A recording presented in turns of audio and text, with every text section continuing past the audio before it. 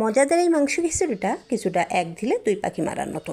তো আমি একই উপকরণ দিয়ে একসাথে খিচুড়ি এবং ডিম দুইটাই রান্না করে ফেলেছি। তো হ্যালো এভরিওয়ান, আসসালামু আলাইকুম। আপনারা সবাই কেমন আছেন? আলহামদুলিল্লাহ ভালো আছি।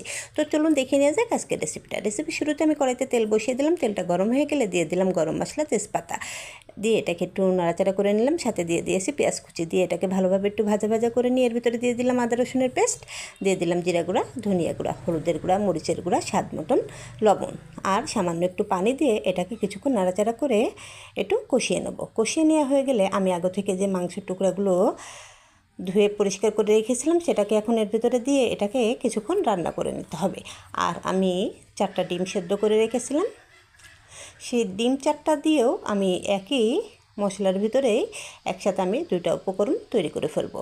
তো এভাবে আমি ডিম এবং মাংসটা রান্না করে নেব।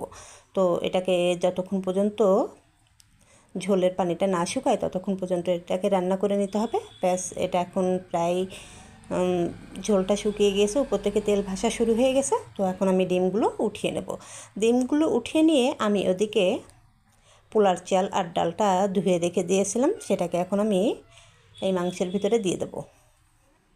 দিয়ে এটাকে নাড়তে থাকবো। তো আমার এখানে একটু লবণের পরিমাণটা কম হয়ে গেছিলো, তো আর একটু লবণ দিয়ে দিয়েছি। ওদিকে আমি গরম পানি বসিয়ে দিয়েছিলাম, তার থেকে গরম পানি পরিমাণ মতো দিয়ে দিয়েছি। এখন এটাকে আলতো হাতে রান্না করে নিতে হবে।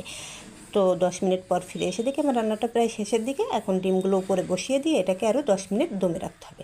ব্যাস, তৈরি হয়ে গেল ডিম খিচুড়ি।